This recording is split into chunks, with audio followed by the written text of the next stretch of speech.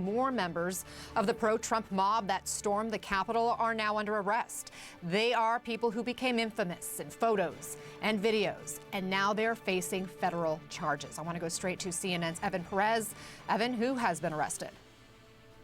Anna, we have a national roundup happening right now, and among the arrests that the Justice Department has now announced is a man by the name of Adam Johnson. He was arrested back home in Florida, and we're expecting that he's going to be appearing in court here in Washington, D.C. Next week. But really, he's one of the ones that you see in those images. He's holding the lectern of the Speaker of the House, Nancy Pelosi. Another arrest, a man by the name of Jacob Chansley. He's the one that you see in some of these images with face paint and a sort of bearskin hat.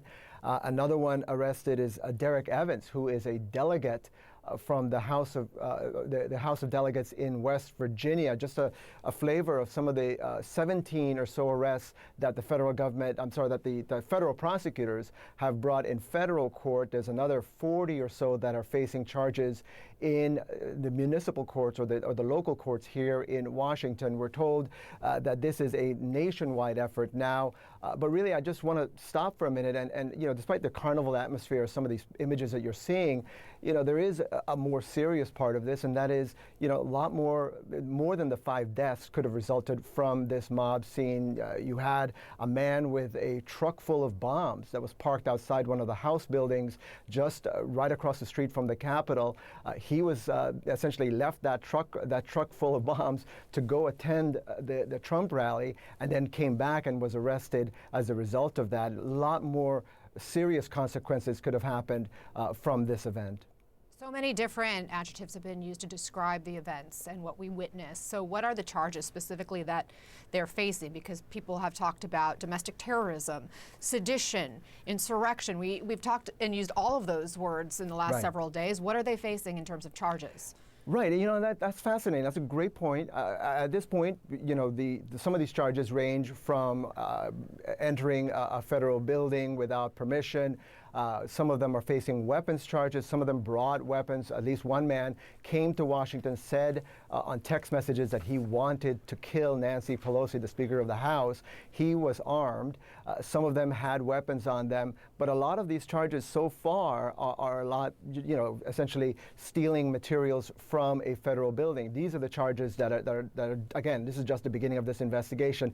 One of the things that prosecutors are going to try to figure out is whether they can bring some of those more serious charges that you're talking about. Over the summer, the former Attorney General, Bill Barr, told prosecutors that they should look into whether you could bring seditious conspiracy charges against some of the Black Lives Matter protesters who were trying to bring down some of the monuments and so on.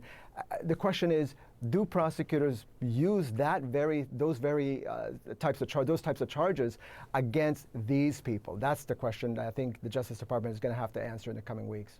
And again, it's 17 people that we know of who are being charged federally at this point. Do we expect more charges, more people to be arrested?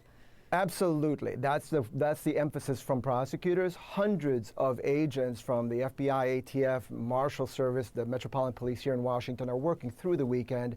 And we're told that prosecutors around the country are working these cases. They anticipate that there's going to be a lot more arrests.